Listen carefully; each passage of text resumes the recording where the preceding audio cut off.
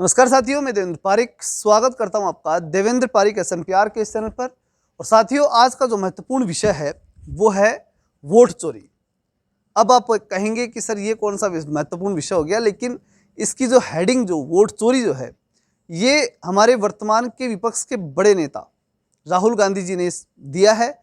और चूंकि आजकल लोग इनको सीरियस लेने लग गए, पहले शायद बीच में ऐसा दौर आया था कि जब इनको लोग सीरियस नहीं लेते थे, लेकिन अभी जब विपक्ष के प्रमुख नेता के रूप में जब बनकर के आए हैं तो इनकी बात सुनना और निश्चित रूप से पोस्ट के अकॉर्डिंग भी जानना बहुत जरूरी हो गया। अब महत्वपूर्ण क्या है कि इनके इस आंदोलन के बाद या इनकी रखी गई इस बात के बाद में पूरा विपक्ष एक हुआ और विपक्ष एक होकर के संसद से लेकर के चुनाव आयोग तक एक मार्च निकालता है।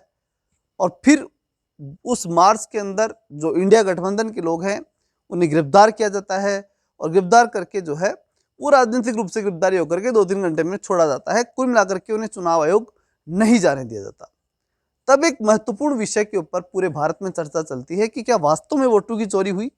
300 सांसद संसद में खड़े होकर के और फिर चुनाव आयोग की तरफ जो है रैली निकालते हैं, तो ये बहुत बड़ा महत्वपूर्ण विषय बन जाता है और पूरे भारत में चर्चा का विषय बनता है। तो इस विषय को लेकर के 3 पक्ष सामने आते हैं। पहला पक्ष इंडिया गठबंधन, दूसरा बीजेपी और उसके समर्थक दल, और तीसरा जो है वो आता है चुनाव आयोग। और तीनों की बात को जानना बहुत जरूरी है। सबसे पहले हम बात करें राहुल गांधी की, तो हुआ ये था कि शुरू से इनका विरोध है। जब बिहार के अंदर ये वोटर लिस्ट का पुनरीक्षण कार्यक्रम स्टार्ट हुआ था कि भाई वापस से जो है उनकी जांच की जाए, और उसके बाद पूरे भारत में स्टार्ट हो गया लगभग वो कि वोटर लिस्टों की जांच की जाए कि किसी व्यक्ति का नाम सही है या नहीं है। तो वैध डॉक्यूमेंट के अकॉर्डिंग जो भी डॉक्यूमेंट चुनाव ने डिसाइड किए, उन डॉक्यूमेंट्स के अकॉर्डिंग हर व्यक्ति को क्या करना था, रजिस्टर्ड करना था, किसमें, चुनाव निर्वाचन नामावली में या कहें कि वोटर लिस्ट में। अब वोटर लिस्ट में ये काम जारी था। इसका विरोध शुरू कर दिया किसने, इंडिया गठबंधन ने। ये विरोध काफी लंबे समय तक चला, लेकिन चुनाव आयोग पे इससे कोई असर नहीं पड़ा।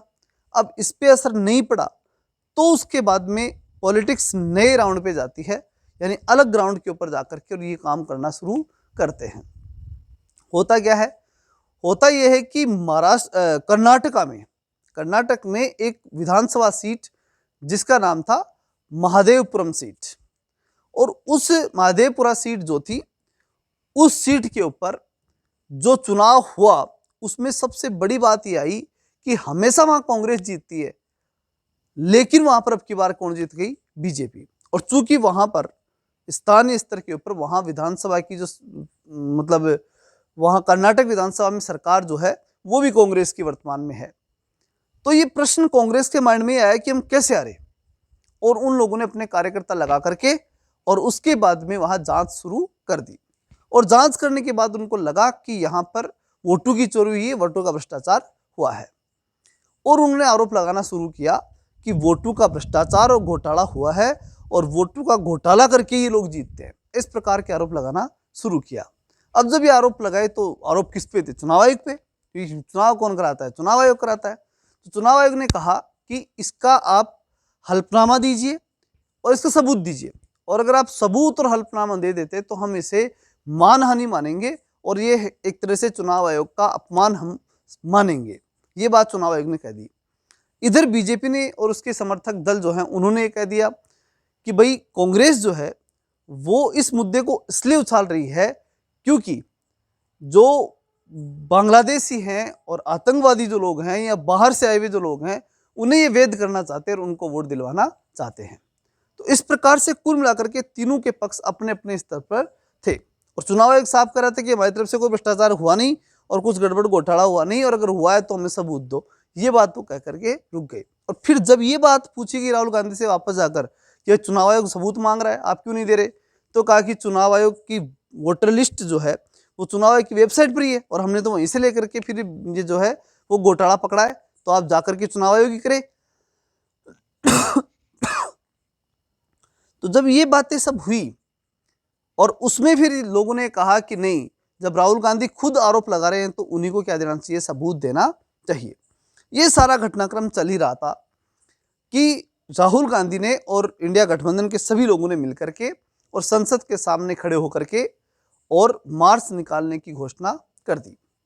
इधर मार्च निकालने की घोषणा हो ही रही थी, उसी दौर में कर्नाटक में ही वहां का एक मंत्री, उस मंत्री ने ये कहा, जिसका नाम है राजन्ना, वहां के मंत्री राजन्ना जो कांग्रेस के मंत्री हैं, सरकारी कांग्रेस की कर्नाटक में तो निश्चित रूप से कांग्रेस के मंत्री होंगे।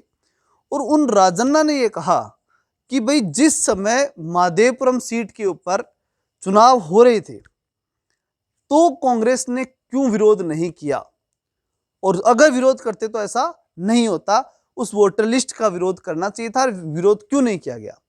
अब ये जैसे प्रश्न उठा कि कांग्रेस ने विरोध उस समय क्यों नहीं किया, तो ये प्रश्न फिर बड़ा बनकर के सामने आ गया कि अगर जीत रहे हैं तब तो वोटर लिस्ट सही और हार रहे हैं तो वोटर लिस्ट गलत, क्योंकि खुद कांग्रेस के ही जो है मंत्री ने प्रश्न उठा दिया और फिर वहां की सरकार ने उस कांग्रेस के मंत्री से इस्तीफा भी ले लिया, जो राजन्ना के नाम से है, और आज ही के न्यूज़पेपर में आप सभी को कहीं ना कहीं मिल जाएगा। उनका इस्तीफा भी ले लिया कांग्रेस ने, कर्नाटक के मंत्री थे वो, ठीक है। तो कुल मिलाकर अच्छा इस्तीफा लिया, तो इस्तीफा जब अगले ने नहीं दिया इस्तीफा तो बर्खास्त कर दिया, ये बड़ी बात हो रहा है उसमें कि जब इस्तीफा राजन्ना ने इस्तीफा नहीं दिया तो राजन्ना को क्या कर दिया, बर्खास्त ही कर दिया गया, मतलब उन्हें चाह करके और कैबिनेट से बाहर निकाल दिया गया, मंत्री पद से हटा दिया गया। तो कुल मिलाकर के बात क्या सामने आई, इस पूरे सार से दिखाई दिया कि राजनीतिक दल सभी अंदर से जो भी चल रहा था, क्योंकि आज हुआ ऐसा तो नहीं ना, जो भी निर्वाचन नामावली या वोट लिस्ट बनी ये आज बनी ऐसा तो नहीं है, लगातार शुरू से बनी आ रही है।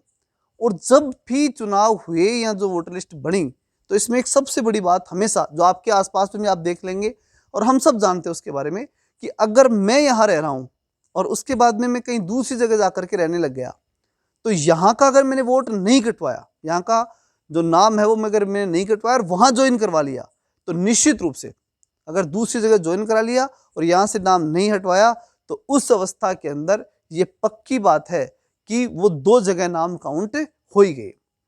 अच्छा, मैंने ये एप्लीकेशन भी दे दिया, मान लीजिए जैसे कि बिहार के उप मुख्यमंत्री के बारे में कहा जा रहा है और उनके आरोप भी था और उन्होंने स्पष्टीकरण भी दिया इसके ऊपर। बिहार के उप मुख्यमंत्री पे आरोप यह है कि उनके भी दो जगह वोटर लिस्ट में नाम है, दो वोटर लिस्ट बनी हुई है या कहें कि दो वोटर आईडी बनी हुई उनकी। तो वो जो दो वोटर आईडी थी तो उनका स्पष्टीकरण महाराष्ट्र के बिहार के उप मुख्यमंत्री ने क्या दिया, उन्होंने कहा कि जब मैं पहले रहता था ना वहां पर ही मेरा नाम, और जब मैं नया गया तो वहां भी मेरा नाम है। पहले वाला जो नाम था उसके लिए मैंने एप्लीकेशन दे दी और फिर उसके बावजूद भी मेरा नाम नहीं उठाया गया, तो इसमें मेरा कोई दोष नहीं है। और सही बात है भाई, उसने एप्लीकेशन लिख के दे दी कि मैं यहाँ से छोड़ चुका हूँ और वहाँ मैंने क्या बना लिया है, अपना नया आवास बना लिया और वहाँ रह रहा हूँ और वहाँ मैंने अपना वोटर आईडी भी जुड़वा लिया, तो यहाँ से मेरा नाम हटा दिया जाए। ये बात लिख करके दे दिया, अगले ने नहीं हटाया, तो यार नीचे के स्तर के जो कर्मचारी थी वहाँ गड़बड़ थी।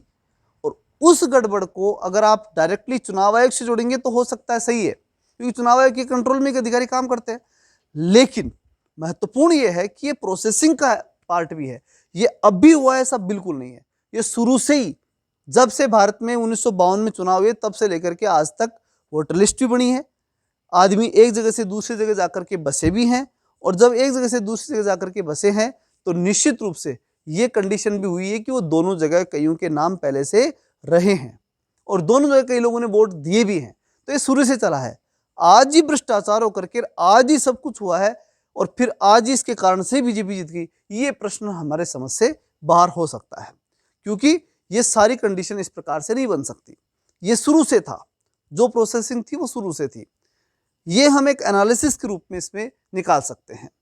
तो हाँ, ये जरूर है, तो निश्चित रूप से होना चाहिए कि इस प्रकार की अपडेट व्यवस्था होनी चाहिए कि एक व्यक्ति यहाँ से दूसरे गया तो दूसरे जाते ही तुरंत वहाँ नाम जुड़ना चाहिए और पीछे से नाम हटना चाहिए। ये बिल्कुल अपडेटेड व्यवस्था होनी चाहिए, ये निश्चित रूप से होनी चाहिए। किंतु ऐसा नहीं होता, क्योंकि 5 साल में चुनाव होते हैं और चुनाव रोज होते नहीं है, तो ऐसी स्थिति में ज़्यादा सीरियस उसको लिया भी नहीं जाता, और जब ज़्यादा सीरियस नहीं लिया जाता तो उसके परिणाम कुछ ऐसे हो जाते हैं। और ऐसे में अगर कोई ये कहे कि वोटों की चोरी हो गई, लोकतंत्र खतरे में आ गया, तो भैया ये तो पहले दिन से ही था, ये तो शुरू के दिन से ही था। शुरू के दिन से ही वोटों की चोरी थी और शुरू के दिन से ही आपका लोकतंत्र खतरे में था, अगर ये इस कारण से अगर माना जाता है तो कुल मिलाकर के कहा जा सकता है कि जो व्यवस्थाएं शुरू से चली आ रही हैं वही हैं, कुछ नया हुआ नहीं है, ठीक है। और वो जो कुछ नया नहीं हुआ है तो इसको केवल इश्यू बना देना ये ज़्यादा महत्वपूर्ण है भी नहीं। या तो इसमें पूरे सुधार के लिए इंतजार कर लीजिए, पूरा सुधार होने के बाद ही चुनाव करा लेना, या फिर जब आप, क्योंकि अभी चुनाव आयोग ने एक बात और कही कि बिहार में जब हमने ऑब्जेक्शन मांगे तो किसी राजनीतिक दल ने ऑब्जेक्शन नहीं दिया, बल्कि व्यक्तिगत रूप से लगभग 10,000 लोगों ने ऑब्जेक्शन दे दिए, लेकिन किसी राजनीतिक दल का कोई ऑब्जेक्शन नहीं है। क्योंकि राजनीतिक दल खुद ये देखते हैं कि हम जीत रहे हैं तो कहाँ दिक्कत है, जब जीत रहे हैं तो कोई ऑब्जेक्शन नहीं करता, और जब हार जाते हैं तो ऑब्जेक्शन सारे सामने आ जाते हैं। तो इस प्रकार की व्यवस्था रहती है।